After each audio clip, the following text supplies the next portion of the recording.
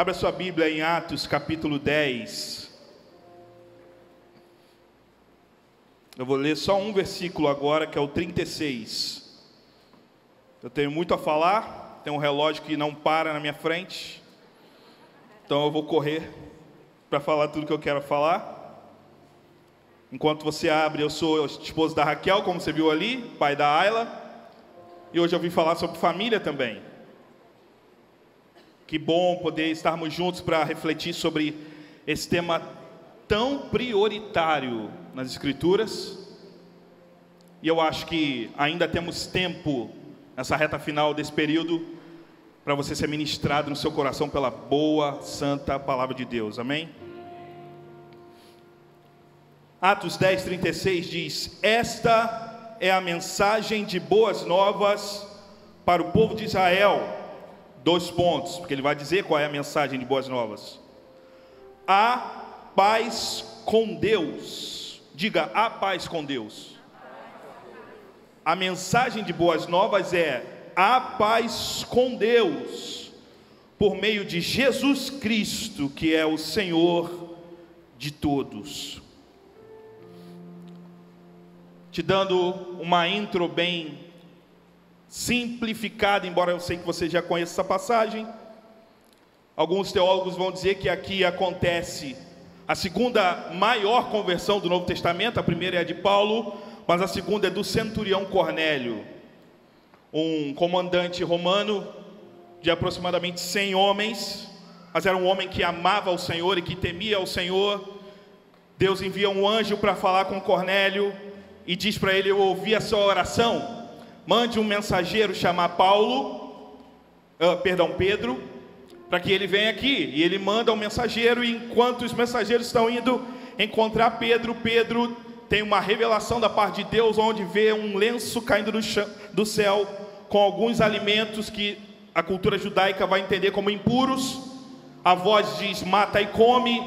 E ele diz: eu não posso me sujar com algo imundo. E a voz diz: não chame de imundo aquilo que eu já purifiquei. Claramente uma mensagem direta através do apóstolo Pedro, ao apóstolo Pedro e através dele, quanto ao fato de que a salvação não é apenas dos judeus, mas a salvação em Jesus foi dada a todos aqueles que creram. Pedro vai até a casa do centurião, ouve-o, ora por ele, e diante desse quadro apoteótico da graça de Deus, ele diz: essa é a mensagem de boas novas para o povo de Israel. E a mensagem é: a paz com Deus. Hoje nós estamos vivendo um tempo no mundo de caos na família, como talvez nunca antes se tenha tido na história. O Bruno hoje deu alguns números aqui, e eu parei para vê-los antes de preparar a mensagem, quanto, por exemplo, ao aumento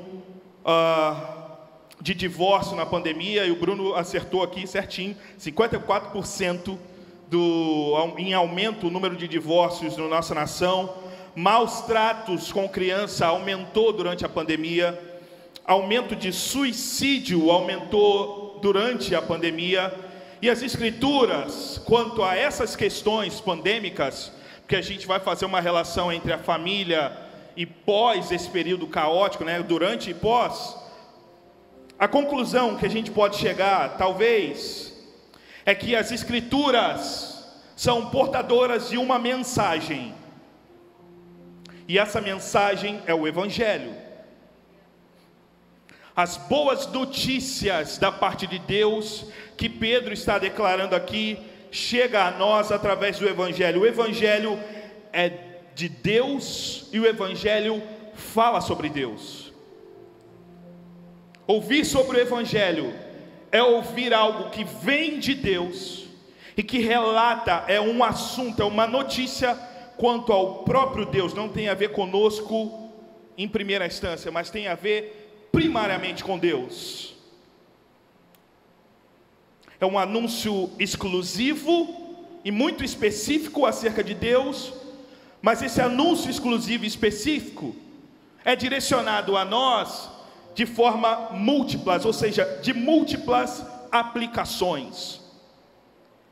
é uma mensagem de Deus, sobre Deus, de forma exclusiva, mas de múltiplas aplicações quanto à minha vida, quanto à sua vida e em especial sobre a nossa família.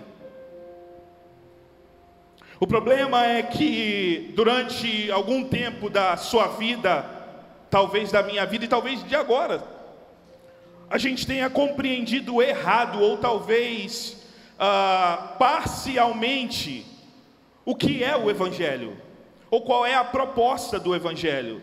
O Evangelho não se propõe apenas a trazer salvação para você. Houve um dia onde, diante do anúncio das boas notícias, você levantou a sua mão, creu em Jesus, e uma obra extraordinária da justificação aconteceu em você, e isso aconteceu pela graça, por meio da fé, através do anúncio do Evangelho. Mas o mesmo Evangelho que toca a você no ato da justificação, é o Evangelho que trabalha em todo o curso da sua vida durante o processo de santificação. O Evangelho está compreendido do dia onde você crê em Jesus até o dia da sua morte. Então vire para alguém e diga: viva o Evangelho todo. Porque tem a ver com as múltiplas ações no curso da nossa existência.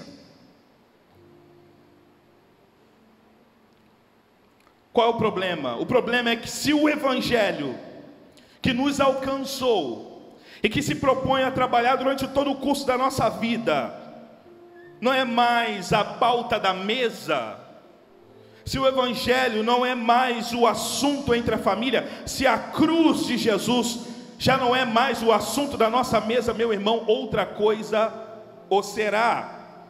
O título dessa mensagem é o Evangelho e a família, porque o Evangelho precisa ser um dos assuntos, ou o principal assunto da nossa mesa, da nossa casa, na criação dos nossos filhos.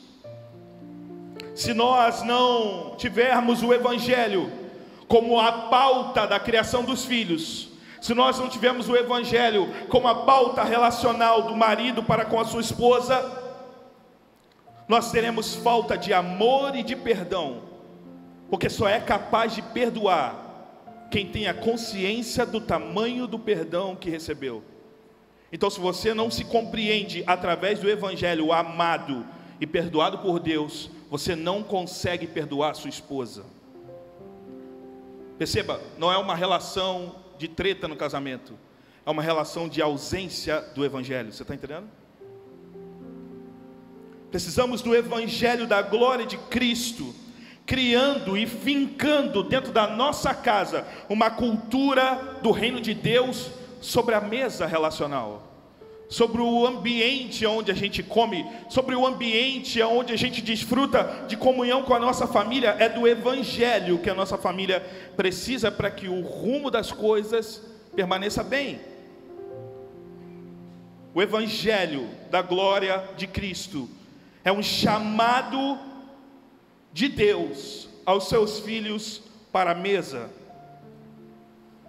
porque aonde abundou o pecado, superabundou a graça de Deus, e esse Deus, através do Evangelho, convida seus filhos a sentarem à mesa para estar com Ele. É a graça de Deus que superabundou. Essa verdade, irmãos, precisa ganhar voz e lugar dentro da sua casa.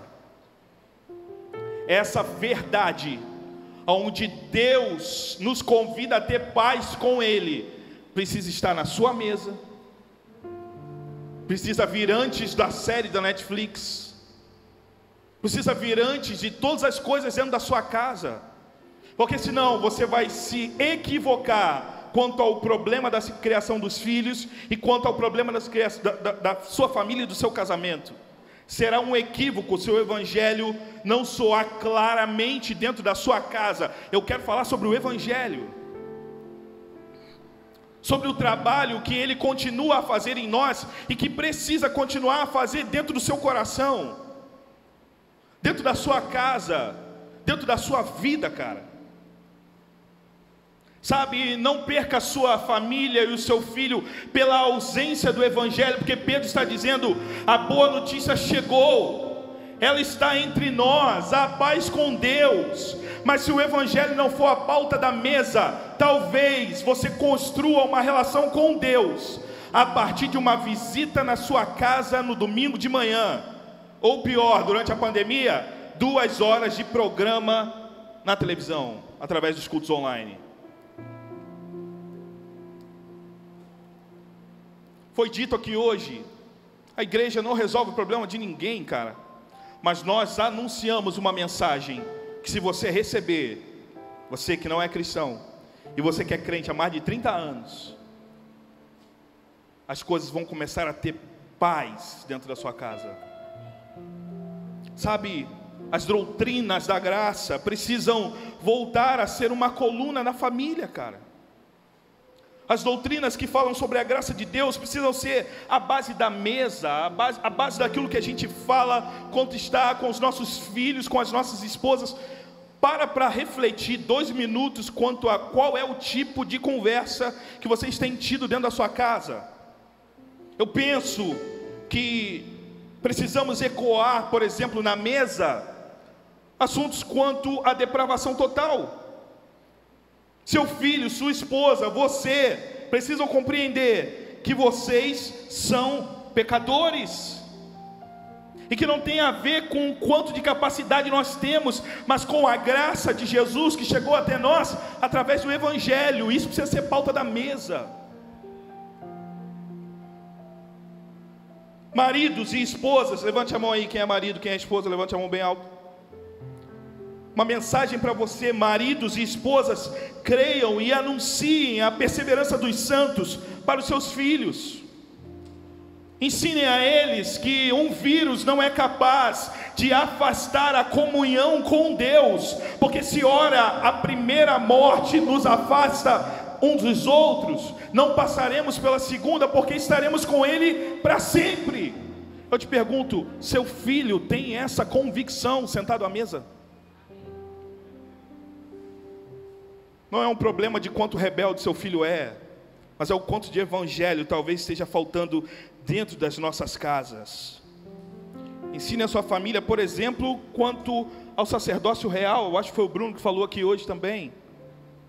Não terceirize a sua responsabilidade de ir diante de Deus clamar pela sua família. Seu pastor não vai fazer isso por você, é você que precisa de uma forma muito simples. Porque quando a gente fala de devocional, quando a gente fala de culto doméstico, as pessoas pensam que tem que fazer um seminário de 4 anos para poder conduzir um culto doméstico, mas de forma muito simples. As verdades eternas passam para a sua cultura, para a sua família, quando simplesmente você abre a sua Bíblia e começa a ensinar o seu filho, a sua esposa, o seu marido, que nunca teve a ver com ele, sempre teve a ver com o Evangelho. O Evangelho deve nos preparar como família, a minha família, a sua família. O Evangelho deve nos preparar para o dia do encontro com Cristo. Eu pensei que ia dar certo com a jaqueta, mas não deu. Acho que cantando tudo. Falei com a minha esposa, vou, não vou, não deu. É o Evangelho que vai preparar o encontro da sua família com Jesus, através dessa metodologia simples que se aplica durante todo o curso da nossa vida, arrependimento. E vamos lá, o coronavírus não é nada mais, nada menos do que um chamado de Deus ao arrependimento. Há uma mudança, mas uma mudança profunda, enfática na mente e no coração, que leva a florescer atitudes práticas, arrependimento, a justificação e a santificação. Essa é a matemática do reino de Deus, para que possamos nos encontrar com o Senhor. O quanto a sua família ouve isso da sua boca, meu irmão?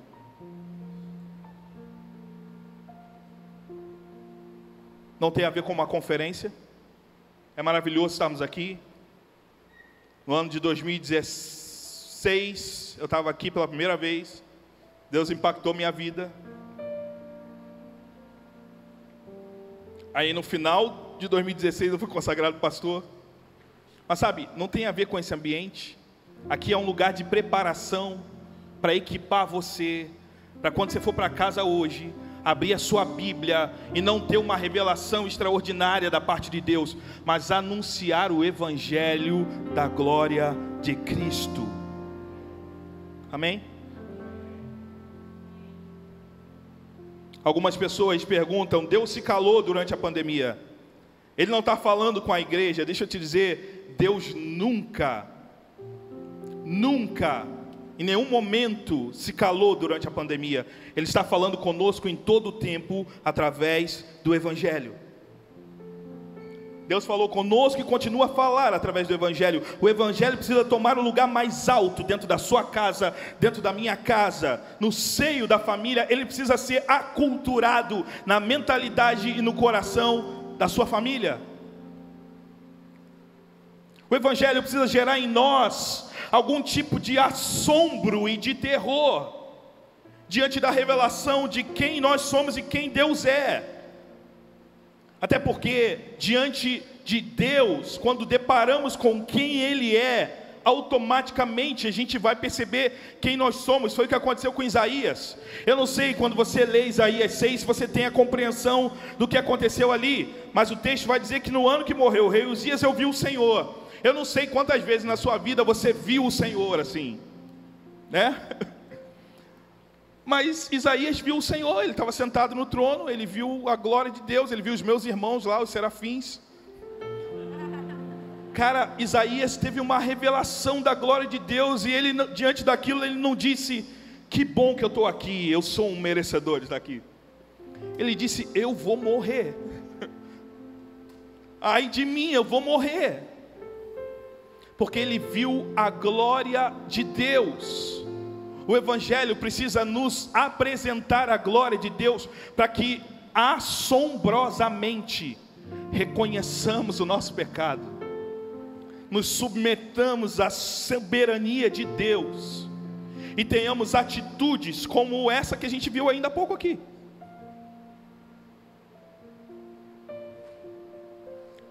Nunca teve a ver com você, meu irmão. Sempre teve a ver com o Evangelho.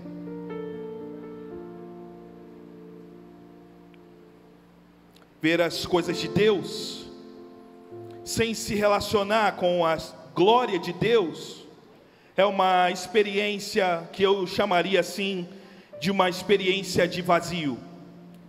E eu acho que era um pouco a experiência do povo hebreu quando estava no deserto. Porque ver milagres de Deus não significa ter relacionamento com Deus. Então, estar diante da glória de Deus sem ter a postura de assombro e de terror é uma experiência de não propósito, de vazio. Por exemplo, deixe o Evangelho ensinar a sua família sobre dor.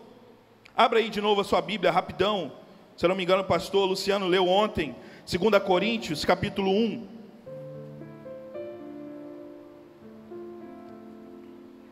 Versículo 8. 2 Coríntios 1, 8 e 9 diz: irmãos, queremos que saibam das aflições pelas quais passamos na província da Ásia. Ele está falando de aflição. E aí ele começa a dizer quais foram as aflições. Fomos esmagados. Você já foi esmagado? Fomos esmagados e oprimidos além da nossa capacidade de suportar. Você já foi esmagado além da sua capacidade de suportar? E pensamos que não sobreviveríamos. De fato, esperávamos morrer. Será que alguém hoje está esperando morrer? Mas olha a conclusão. Mas, como resultado, ou seja, resultado da treta toda, deixamos de confiar em nós mesmos e aprendemos a confiar somente em Deus que ressuscita dos mortos. O Evangelho te coloca na condição de parar de ser besta, de confiar em você, para confiar apenas em Deus. É o evangelho que converte o coração de pais a filhos. É o evangelho que converte o coração de filhos aos pais. É do evangelho que a igreja precisa. Você não precisa de uma outra revelação, ela já foi dada. Você não precisa de uma outra mística. Você precisa do evangelho para trabalhar na conversão até o último dia da sua vida, meu irmão. É de evangelho que a pandemia tem a tratar conosco. Qual é o maior legado da pandemia até aqui? É que nós precisamos do evangelho. É o evangelho, é o evangelho, é o evangelho. A beleza e grandeza do evangelho de Cristo, como Paulo acaba de dizer, meio que ganha contornos tangíveis através da dor e do sofrimento. A dor para os santos, e isso, se ainda tem alguém aqui que não entendeu, não é punição. A dor para os santos é aperfeiçoamento. Vire para alguém e diga: a dor para os santos não é punição, é aperfeiçoamento. Por favor, diga para a pessoa do outro lado, mesmo que de longe, diga isso para ele. Talvez ele ainda não tenha ouvido isso. Coronavírus não é castigo de Deus. Por quê? Porque o castigo que nos traz a paz não estava no coronavírus, estava sobre ele, é do evangelho. Coronavírus para os santos é aperfeiçoamento à imagem e semelhança de Jesus. Deus está tratando com a nossa família para que no final de tudo isso, seu filho seja mais parecido com Jesus, sua esposa seja mais parecido com Jesus, você seja mais parecido com Jesus, para que a sua casa, a sua mesa, seja uma mesa de discípulos de Jesus. Tem a ver com o evangelho da glória de Cristo. Qual é o problema, pastor? O problema é que periodicamente temos que encarar uma questão que eu chamaria de familiaridade com o evangelho. Familiaridade. Quanto mais você vê uma coisa, mais ela tende a se tornar comum para você. Faz sentido? Quanto mais você faz uma coisa, mais essa coisa se torna comum. Quanto mais você consome algo, menos você se impressiona com algo. E aí eu fico pensando que talvez um dia você, marido, amou a sua esposa. Talvez um dia você tenha feito boas declarações de amor para ela em público e tenha feito um post no Instagram dizendo: essa é a minha esposa, amorosa, enfim, todas aquelas coisas que a gente fala. Só que talvez depois de 10 anos ficou comum. Talvez quando seu filho nasceu, você usou o texto bíblico para dizer: como flecha na mão do valente. Mas o evangelho talvez já não esteja mais gritando tão alto, ao ponto de hoje seu filho, que foi uma bênção que Deus te deu, e você reconheceu um dia, ficou algo comum. Quanto mais a gente lida com uma coisa, temos a tendência a tornar aquela coisa comum. E deixa eu dizer, irmão, quando o evangelho fica comum, perdemos o maravilhamento da glória de Deus. Quando o evangelho fica comum, a percepção de Isaías já não é mais a nossa percepção. Quanto mais o evangelho fica comum, a gente deixa de se impressionar com Deus, para se impressionar com o impacto de música, com luz, com prédio e com uma conferência. Tudo isso é incrivelmente poderoso, mas o evangelho não pode ficar comum na vida dos santos. O evangelho não pode ficar comum na sua vida, cara. Como você tem lidado com essa questão dentro da sua casa, na criação dos seus filhos, a forma como você expõe a glória de Deus para o mundo, vivendo o evangelho com a sua família, como isso tem sido a sua prioridade nesse tempo, ou não? O evangelho é uma proclamação da glória de Deus. No entanto, pais, mães, é impossível dar aquilo que você não possui, maravilhamento. É impossível inspirar seu filho se você não vive mais uma vida inspirada pelo Evangelho. Tem a ver com perceber, ser impactado e se prostrar diante dele. O grande John Piper, pastor, tem uma frase no livro Deus é o Evangelho que me impactou demais. Ele diz: o melhor e mais importante dom do amor de Deus, o melhor e mais importante dom do amor de Deus é desfrutar da beleza dele mesmo.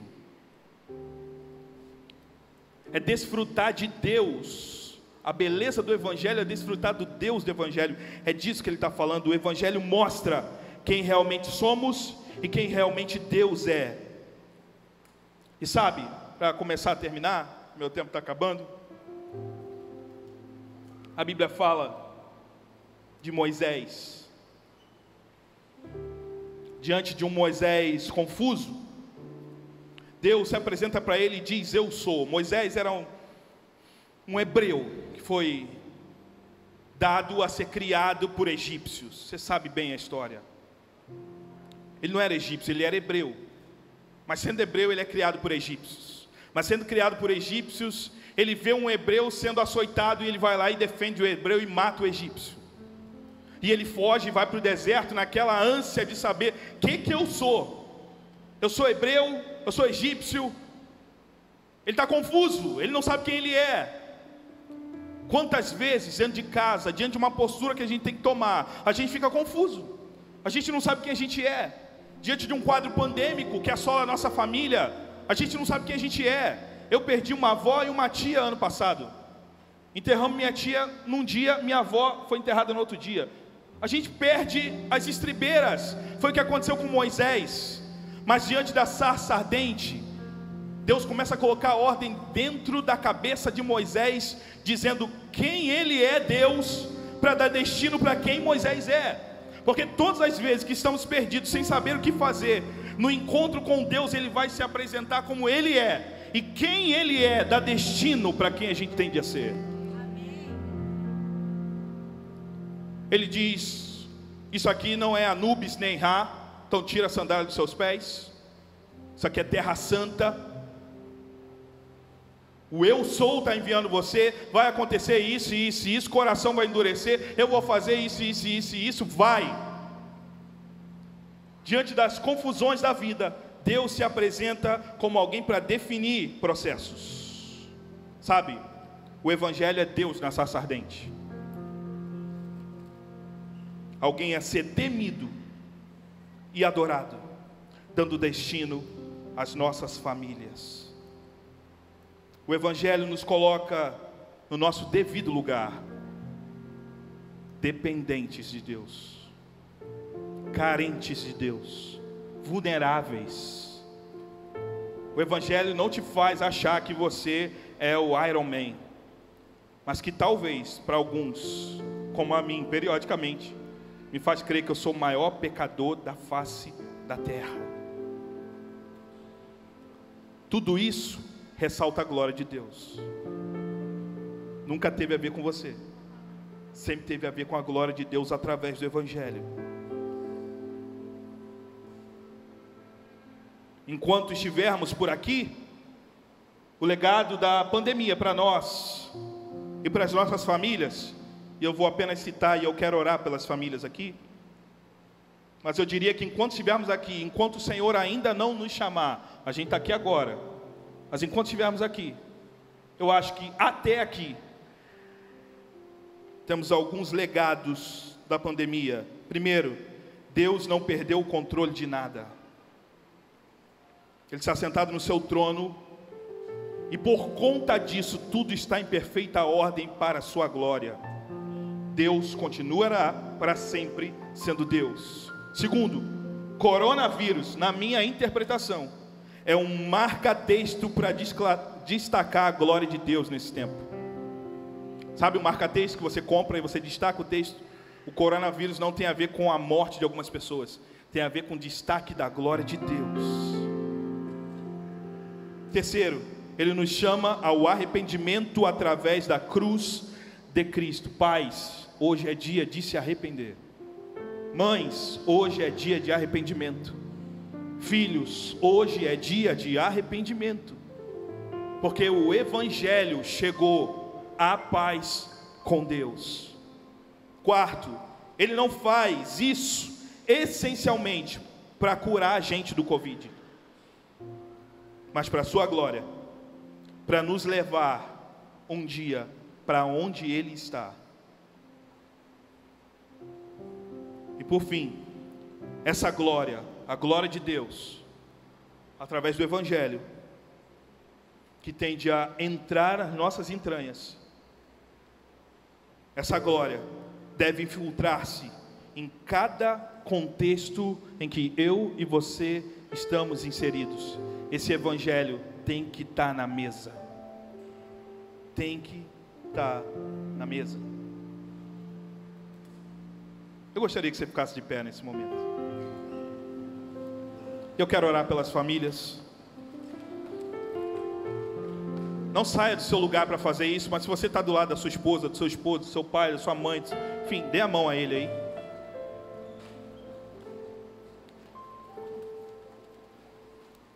Paulo disse: eu não me envergonho do Evangelho, porque ele é o poder de Deus para a salvação de todo aquele que crê.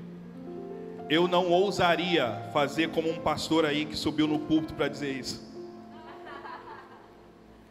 Eu não me envergonho do Evangelho. Seria uma catástrofe. Mas essa verdade precisa ser anunciada dentro da sua casa. Por isso, baixe sua cabeça, feche seus olhos e ore com a sua família. Antes de orar, se você quiser pedir perdão à sua esposa, faz isso agora. Se você quiser pedir perdão ao seu marido, faça isso agora. Deixa o Evangelho fazer o seu trabalho dentro de você agora, cara. Se o teu filho não está aqui, quando você chegar em casa, deixa o Evangelho ecoar na sua casa. Você não precisa ser um super-homem, você só precisa do Evangelho. Você não depende de comprar um PS5 para o seu filho, você só precisa ser porta-voz do Evangelho, porque ele chegou à paz com Deus. Senhor Jesus, nós te amamos e queremos levantar você nesse fim de tarde como a coisa mais importante da nossa casa, como a coisa mais importante da nossa mesa. Nos arrependemos diante de você pela falha na omissão do anúncio do Evangelho, e te pedimos que a mensagem que trouxe paz há mais de 2000 anos traga paz dentro de casas que estão ruindo hoje. Que o Evangelho que se coloca na condição de trazer paz, coloque paz no coração de maridos contra as suas esposas, de pais contra seus filhos. Senhor Jesus, que a tua mensagem que chegou até nós, através do Evangelho, continue fazendo o seu trabalho para a tua glória, para o louvor do teu nome, nós te pedimos. Em nome de Jesus. Amém. Que tal você aplaudir bem forte a Jesus Cristo?